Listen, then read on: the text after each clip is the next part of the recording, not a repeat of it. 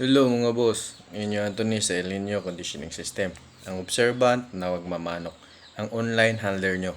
So, ako pa lang ang nakaimbento ng online handler. So, ako ang numero 1 dyan.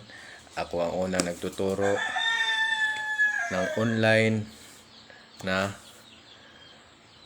pag-a-admit as a online handler. So, wala pang nag-admit na online handler. Marami na nagtuturo dyan, pero ako pa lang ang nag-a-admit sa sarili na online handler. Ba't ko nasabing online handler ako? Yung mga tinuturoan ko, hindi ko yan sila na-meet personally. Pero nagcha-champion sila. Last Sabado, dalawa nag-champion sabay-sabay. Oh. Nitong bago lang, nitong linggo lang, naglaban siya ng dalawang manok. Lahat panalo. Kaya, ganun po, kagaling yung sistema natin. Mayroon po tayong subscriber lang to at follower. Die hard to subscriber at follower, YouTube tsaka Facebook. So, yung mga basic ko na tinuturo, ginagawa niya. Basic na ituturo ko ginawa. Alam nyo anong score niya? 4 na panalo, 1 talo, 1 tabla. Di ba ang ganda? Pero nagpa-member pa siya sa akin.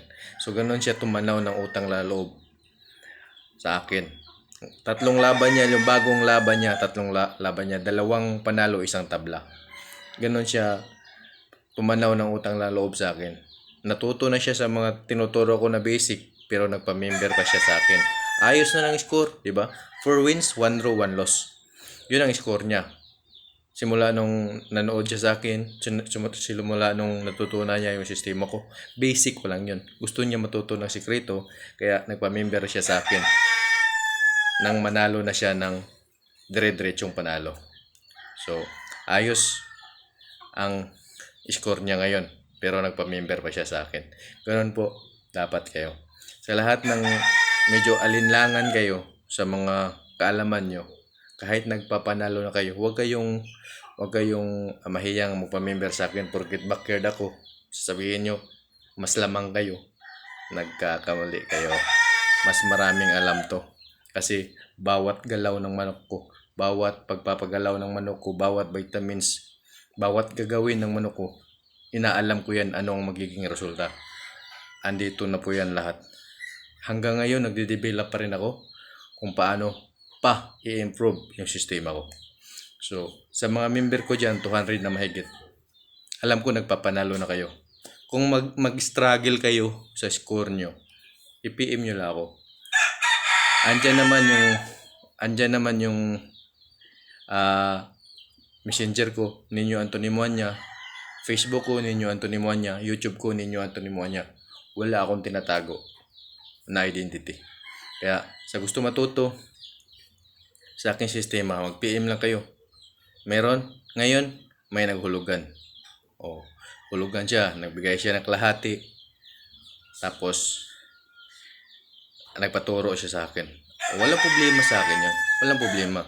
Kasi magcha-champion ka, bibigay ka rin naman ng balato eh. Alangan wala kang gratitude sa nagturo sa iyo kung mag-champion ka na, di ba? So ako okay lang kung basta mag-down ka lang, walang problema sa akin. Tuturuan kita. I-assist kita. Hindi kita ililigaw. Basta mag-down ka lang, o makiusap ka sa akin. Ang dami na pong nakiusap sa akin na napat-champion ko. Renz Binungo, nakiusap yan sa akin. Maria Velasco, nakiusap yan sa akin. Marami pong nakiusap sa akin na nagcha-champion na. Nagpapa-assist pa lang sa akin, nagcha-champion na. Lalo na yung mga member ko. Yung mga member ko, 4 na beses nag-champion. 3 beses nag-champion sa isang linggo. Ganun kagaling yung turo ko. Talagang nagpapanalo. Ito, dati ko na to siyang subscriber, follower. Nag-iipon lang siya ng pera. Nung nakapamember niya sa akin, fully paid agad. As in, fully paid. Tapos, may kaibigan siyang nagtatalo. Sinabihan niya siya ang magkondisyon. Yung bagong member ko, kinondisyon niya, champion. Nagbigay na naman ng katulad Singlaki. Singlaki ang binigay niya, Singlaki ng bayad sa atin. Ang binalato niya sa akin. Ganun po. Kasi unang gamit niya, Sa ibang manok ha, hindi pa manok niya ha. Sa ibang manok kasi tinisting niya sa manok sa kumpare niya na nagtatalo, walang score na maayos. Siya ang nag-condition gamit sistema natin, champion. Kaya nagbigay pa siya ng singlaki ng membership natin. Kaya salamat sa iyo, boss. Salamat sa pag-recognize sa aking kaalaman sa El Nino conditioning system na nagamit mo at champion agad. Salamat sa iyo. At yung isa naman, dati ko na yung member, champion din. Mga pioneer ko yun ng mga una ko yung member, champion din. Padala din ng balato. Ganun po kagaling ang sistema natin. Ang daming nagbibigay ng balato. Kaya salamat po sa mga namamalato. Huwag kayong mahiyang magtanong sa akin kung meron kayong struggle sa pagkukondisyon sa sistema natin. Kaso ngayon, wala na talagang nagtatanong. Kasi ang dali lang po talaga ng sistema ko. Ang dali lang. Lalabas ang super na palo ng manok. Tatagal sa laban. Kita nyo ba yung championship fight nung Sabado na in-upload ko? Pilay na Ontimano pero nanalo pa. Ang kalaban palo ng palo pero nanalo pa yung pilay. Ganun po kagaling yung sistema natin. Reject yun sa naglaban. Reject niya, nilaban niya, nag-champion pa. Ganun po kagaling yung sistema natin. Kaya itong sistema ko, kahit anong klaseng manok dito, kahit anong klaseng, hindi yan pagmamayabang, totoo yan. Kahit magbasa kayo ng comment, hindi ko po yun kilala yung mga naging member ko. Nakikilala ko lang yan dahil nagpa-member sila, pero hindi ko na makabisado yung 200 mahigit na member ko eh. Kung hindi kayo mag-message sa akin, hindi ko kayo ma-update. Hindi ako ma-update sa mga manok nyo. I-message nyo na po ako kung medyo may struggle kayo. Kasi tuturuan ko po kayo ng mga troubleshooting.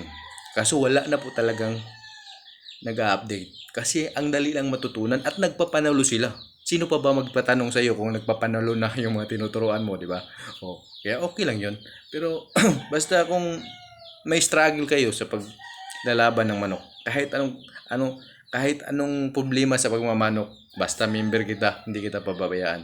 Kaya kung balak nyo matuto sa El Nino conditioning system, mag-PM lang kayo sa Nino Anthony Moanya FB page, Nino Anthony Moanya Facebook at Nino Anthony Moanya YouTube channel. Ituturo ko sa inyo ang kalaman ko. Ayan guys, magsishare naman ako ng kalaman about sa pagbe-breeding. Kaya ito, mag-breed ka ng gusto mo. Yung gusto mo, tayo ng manok, palo ng manok, dapat na ang gusto mong postura ng manok, dapat lahat ng nasa manok gusto mo bago mo siya i-breed.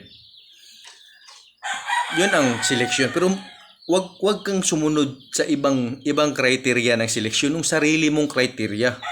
Kasi hindi po tayo pare-pareho ng gusto. Hindi tayo pare-pareho.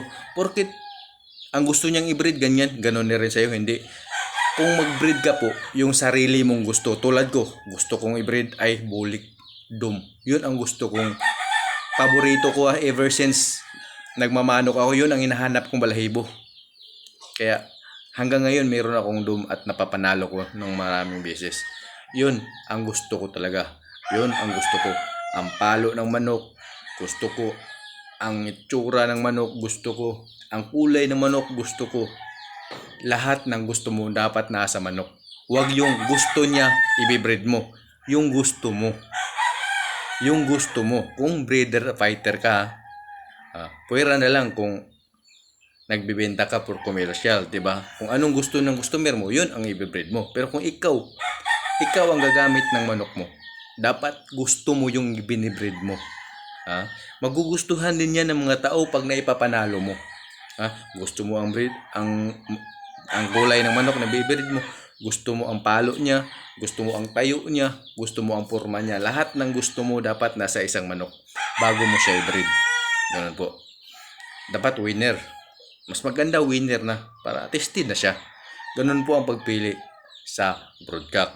Dito naman sa babae, ganun din ang criteria. Dahil iniisip natin na ang babae hindi nabibitaw. Yung anak niya, yung kamag-anak niya, yung kapatid niya dapat nanalo na. Kapatid niyang lalaki, anak niyang lalaki nanalo na bago mo siya i-breed. Para siguradong prepotent siya. So, pag sabihin natin prepotent, before, potent, potential. Before pa, may potential na siya. Hindi po ba siya nagawa, may potential na siya. Yun ang ibig sabihin ng prepotent. Sa mga naririnig lang ano ang ibig sabihin ng prepotent. Pre is before, potent is potential. So before pa, hindi po siya bibreed, may laman na siyang potential na winning line. Ganun po yun ang ibig sabihin ng prepotent. Baka nagbe-breed kayo, naririnig nyo ang salitang prepotent, di nyo alam anong ibig sabihin nun. Pre, before. Potent, potential. So, hindi po man na-breed, pero alam mo na may potential yung i-breed mo. Kaya yun ang ibig sabihin ng prepotent. Kaya piliin nyo ang babae na may record na ang mga anak na nagpapanalo, ang kapatid nagpapanalo, ang tatay nagpapanalo, ang anak ng nanay nagpapanalo. Kaya yun ay prepotent na babae. Ganun po dapat kayo mag-breed. Pag na-breed ko na yung gusto nyo, may prepotent, may history ng pagpapanalo, tiyak magpapanalo rin ang anak. Ganun po. Tiyak po yun. Hindi po yun porkit winner to winner, maglalabas na ng masama. Hindi po. Huwag niyong isipin na ganun. Kasi, pag prepotent yan, nagpapanalo ang kamag-anak, nagpapanalo ang kapatid, ang broadcast mo, winner na rin. Pagparesin mo yan, may lalabas talagang winner dyan. Kasi prepotent ang ginamit mo. Yun lang po ang masishare ko sa inyo about sa breeding. Dapat alamin nyo, i-breed nyo ang gusto nyo. I-breed mo lahat ng gusto mo sa manok, andyan sa isang manok. Kaya huwag kayong mag-breed ng gusto ng kaibigan mo. Dapat ikaw nga nag-breed, gusto mo yung binibreed mo. At lahat ng gusto mo sa manok, nasa manok na i-breed mo. Salamat po. Salamat.